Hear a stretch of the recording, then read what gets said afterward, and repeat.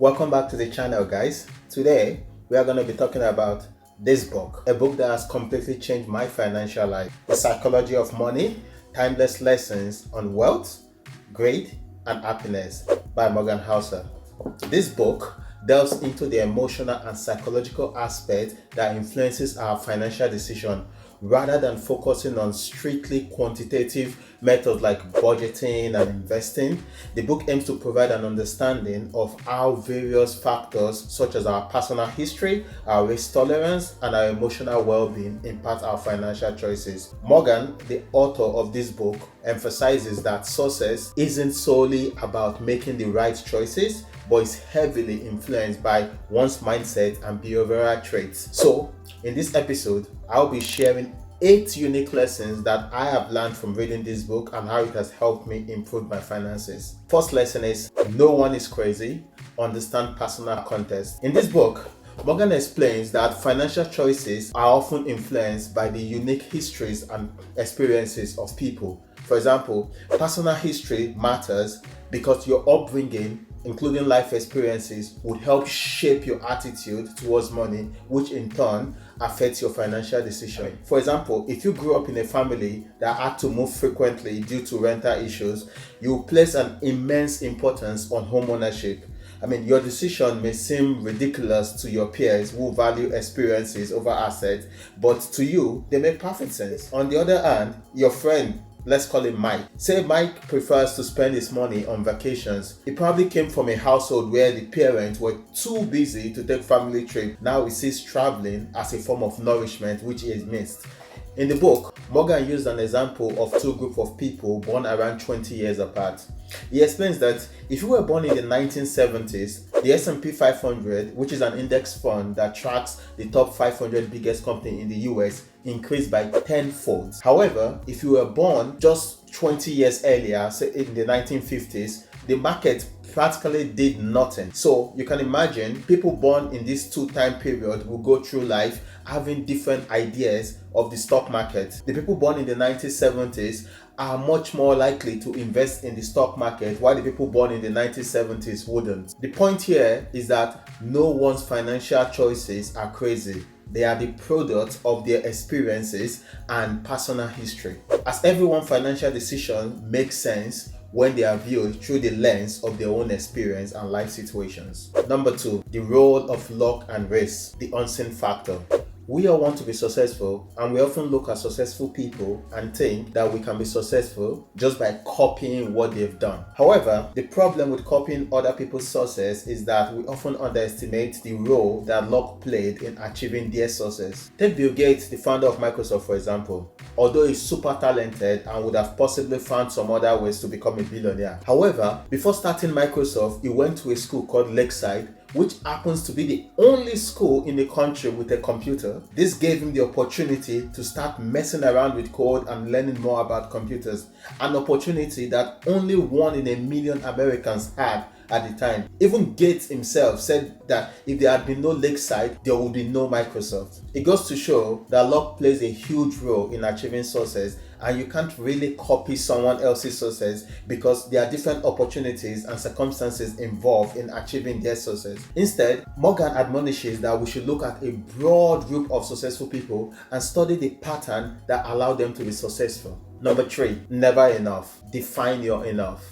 Morgan explains that the hardest financial skill is getting the goalposts to stop moving when it comes to money. Knowing when you have enough can save you from endless pursuit of money. It's natural for us as humans to keep on moving the goalposts. Once we achieve our goals, whether it's financial goals, career goals, bodybuilding goals, we always look forward to the next goal, and generally this cycle doesn't end because we keep on comparing ourselves to people who we think are better than us. This really resonated with me because when I started off my career as a graduate trainee in one of the biggest management consulting firms, I wanted to be an associate. But very quickly after becoming an associate, I really wanted to become a manager just because I figured they make more money. And then when I became a manager, I wanted to become a senior manager because they made even more money. And then I wanted to become a director. I sacrificed so much in pursuit of these goals. When I read this book, I realized that the goalposts will never stop moving if I don't change the way I think about money. As Morgan mentioned, if you live your life always wanting more, you'll probably live a very miserable life. However, if you have established enough, you'll be more content and enjoy a more fulfilling life. 4. Don't underestimate the magic of compounding. To explain compounding, I'm going to use this investment calculator. Say you invested $1,000 in the S&P 500 and you got an average return of 10% a year. If you stay invested for 10 years, you would end up with $2,593. But if you stayed invested for 30 years, you end up with $17,500. Why is this? If we scroll down a bit and look at the table below, you would see that in year 1, you started with a balance of $1,000 and you earned an interest of $100. So in year 2, your starting balance is now $1,100, which in turn, you earn an interest of $109. Adding that to your $1,100, you now have a starting balance of $1,200 in year 3, and it goes on and on. This is why if you are patient, you can build wealth no matter what your income is, because wealth doesn't grow linear, it grows exponentially. You don't need to be a financial genius to build wealth, you just need to be patient. Warren Buffett's current net worth is $120 billion. Although it sounds like he's always been a billionaire, but many people overlook the fact that majority of his wealth was acquired after the age of 66. As at the time this book was written, Buffett's net worth was around $84.5 billion, of which $81 billion came after his 60th birthday. So the reason that Warren Buffett had so much money is because he has the most profitable financial skill in the world: patience. He started investing at age 10, and by the age of 30, he had $1 million in investment, and he just kept going on and on. It's all about compounding. 5. Freedom, the ultimate goal of money. See, Morgan explains that the greatest intrinsic value of money is the ability to give you control over your time. The ability to wake up every morning and say to yourself, you know what? I can do whatever I want today. He alludes to the fact that the true value of money is in the flexibility and optionality that it gives you, rather than the fancy sports car, watches, or houses we often dream of. Money basically represents time, and the less money you have, the more you have to sell your time doing things you don't enjoy. But the more money you have, the more time you have to do the things you actually do enjoy. It's important to know that you can always make more money, but you can never make more time. Hence, we should use money as a tool to give us control over time rather than just buying a bunch of useless stuff. 6. Being flashy gets you nowhere. Question social validation. Many people spend an absurd amount of money on superficial items, thinking that those possessions will grant them respect and admiration, or that people will think they are cool because they have this possession. But the fact is, people don't really care. They're just busy living their own lives and imagining a better world for themselves. What do you see when I show you this picture? Even though there is a celebrity posing and flexing next to the car, 99% of people only notices the car.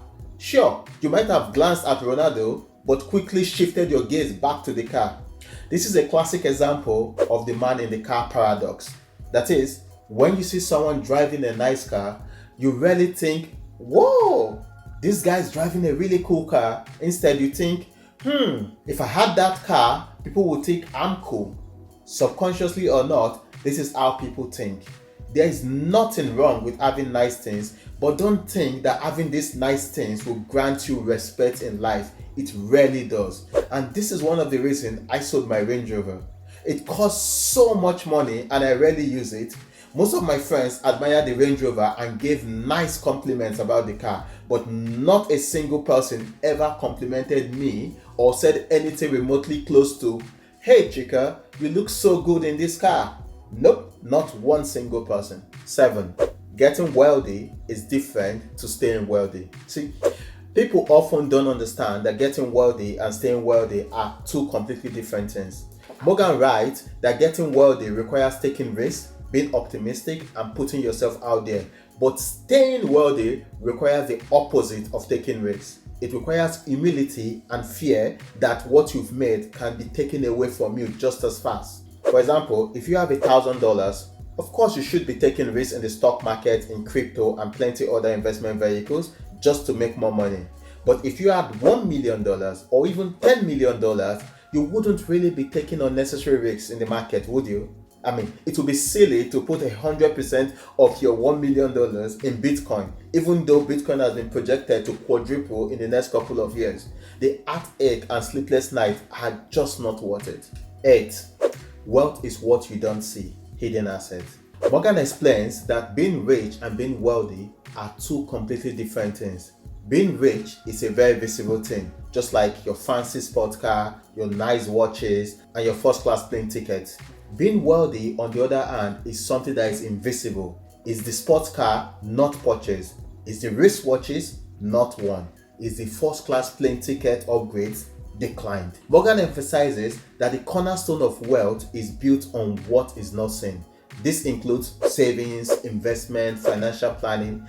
True wealth, he says, lies in the assets that are not visible. Being rich is spending a lot of money but often not having any financial security. Being wealthy, on the other hand, is spending very little money but having a lot of financial security. You see, the world is filled with people who look modest but are actually wealthy, and people who look rich but are drowning in debt and living paycheck to paycheck. Your journey to getting wealthy often starts with making a lot of money, keeping your expenses down, and investing the difference. To help you get started, check out these two videos that will show you how to drastically increase your income and how to invest for beginners. If you have found this video useful, do hit that like button for the YouTube algorithm. Consider subscribing to the channel if you haven't already done so, and share this video with your network. Always remember, you are braver than you believe, stronger than you seem, and smarter than you think. Thanks for watching. See you in the next one.